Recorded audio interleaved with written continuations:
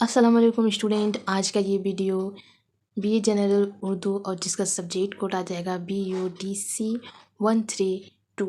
आज का ये वीडियो आपकी जो किताब ब्लॉक 1 है उसमें जो वली दखनी की गज़ल दी हुई है उस गज़ल को आज गज़ल की तशरीह को हम बताएंगे। वली दखनी की जो 2 गज़ल दी हुई है वही बताएंगे। तो सबसे पहला वाला गज़ल जो है उसको पहले मैं रीड करूँगी, फिर उसकी जो तशरीह होगी उस तशरीह को बताऊँगी। तो सबसे पहला असार है, जिसे इश्क का तिरकारी लगे उसे ज़िंदगी क्यों ना भारी लगे, ना छोड़े मोहब्बत दम मर्ग लग जिसे यार जानी शो यारी लगे, ना हुए उसे जग में हर गुज़र करार जिसे इश्क की बेकरारी लगे, हर एक वक्त मुझ आशिक ज़ार को प्यारे तेरी बात प्यारी लगे, वली को कहे तो अगर एक बचन रकीबा के दिल में कटारी लगे।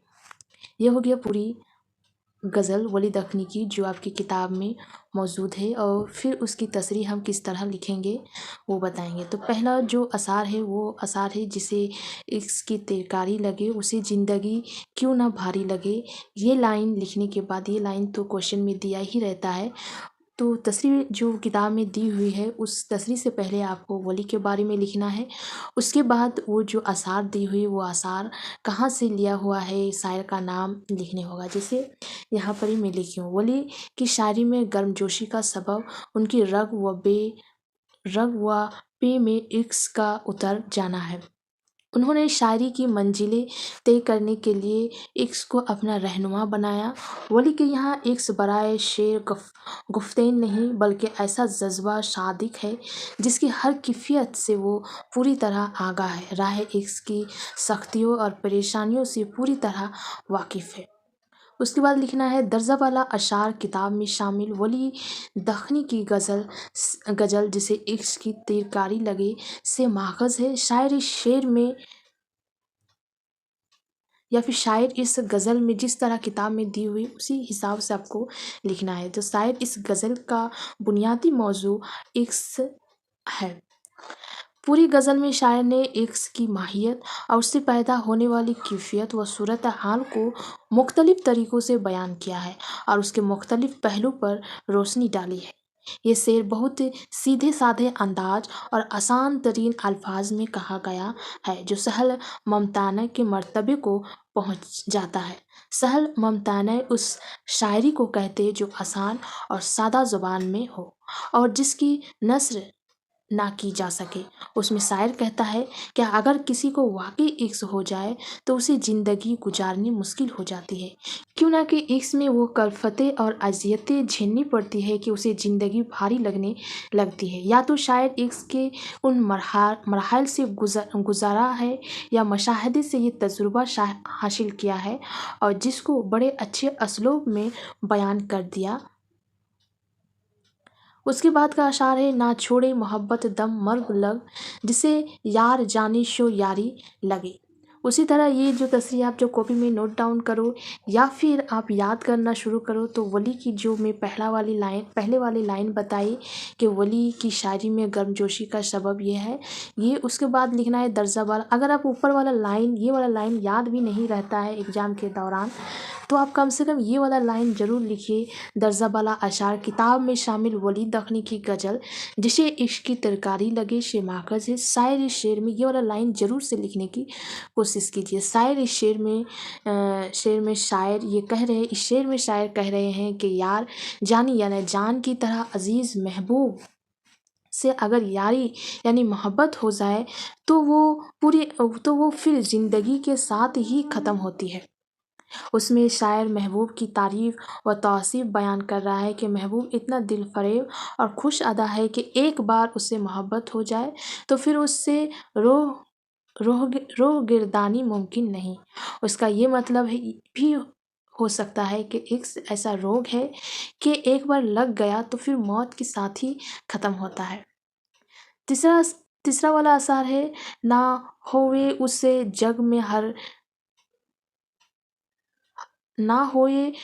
जग में हरगिज़ करार जिसे इश्क की बेकरारी लगे।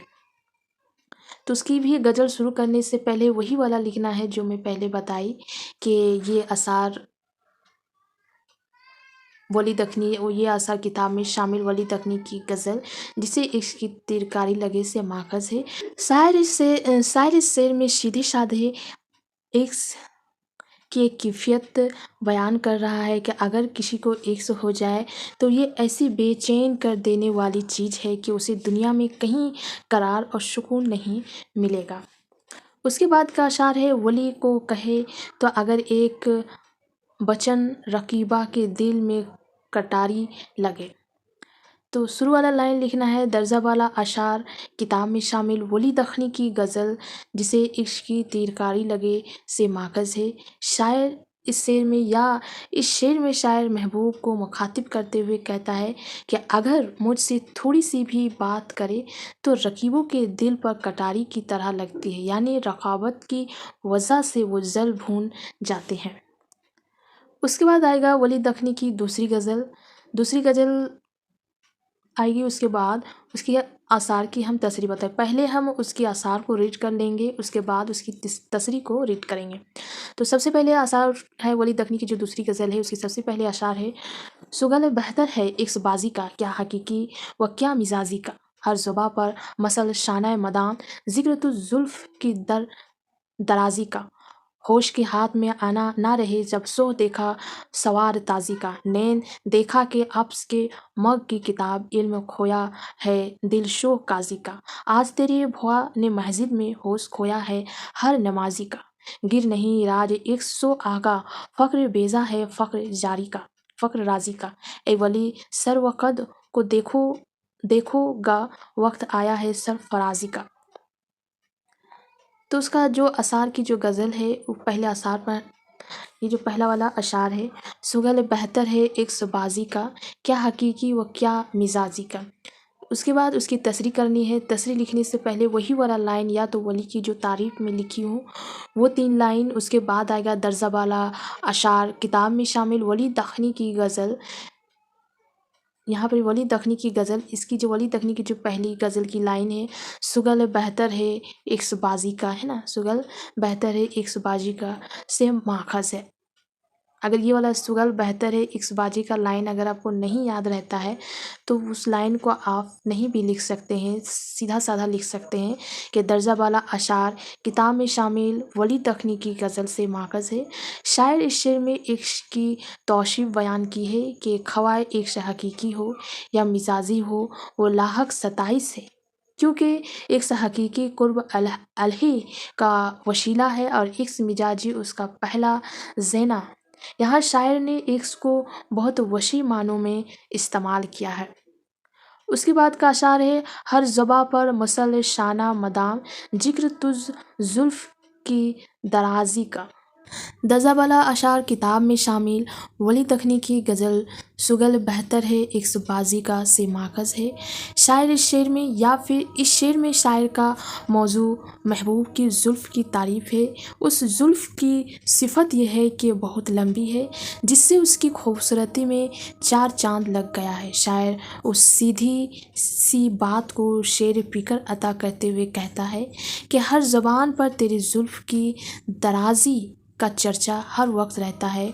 वो लोगों की ज़बान को सना यानी कंघी से तस्बिया देता है कि उसमें भी बहुत सी शाखें होती है और सना का लफ्ज़ जुल्फ़ की मुनासबत से लाया गया है जिसे रायत लफ्ज़ी कहते हैं।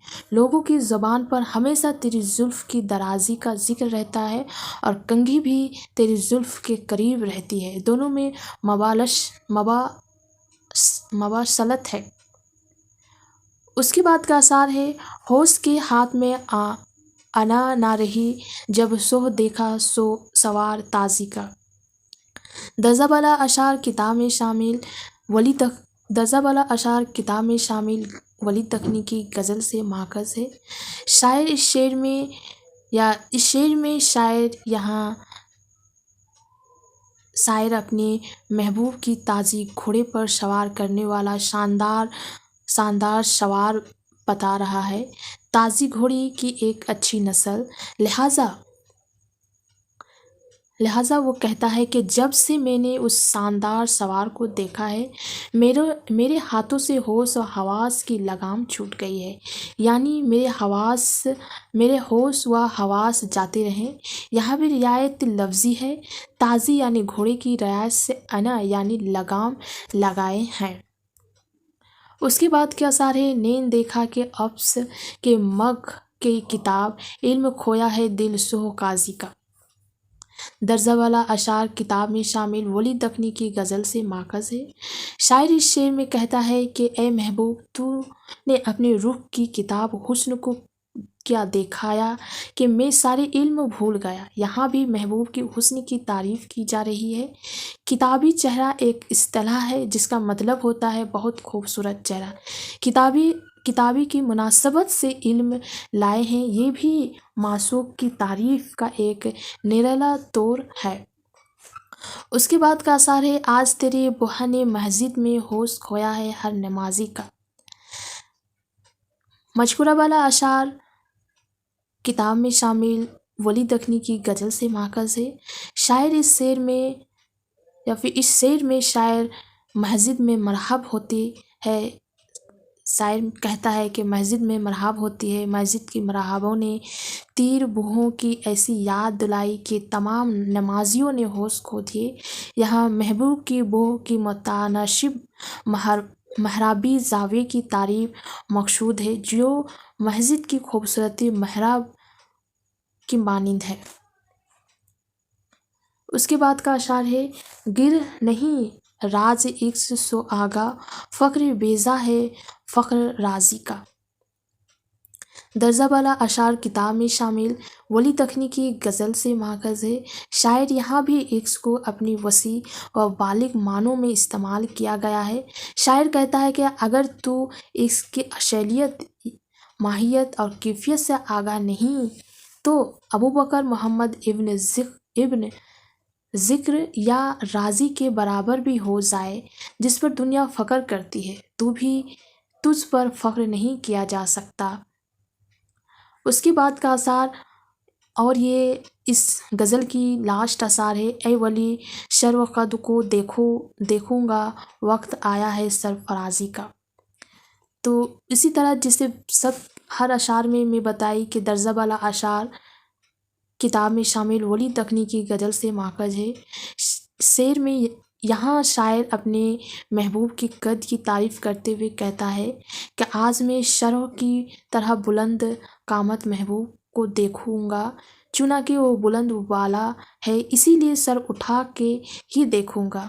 اس کے ایک معنی یہ بھی ہے کہ محبوب کا دیدار کرنا اس کے لیے شہادت اور سرفرازی ہے۔ سرفرازی کا مطلب ہے فخر سے سر اونچا کرنا۔ یہ ولی دکنی کی 2 غزل جو کتاب میں شامل ہے اس کی غزل کی تشریح ہے، اور اس کی نیکسٹ جو ویڈیو اپلوڈ کروں گی سراج اورنگ آبادی کی جو 2 غزل دی ہوئی ہے اس 2 غزل کی میں تشریح بتاؤں گی۔ آج کے لیے یہیں تک۔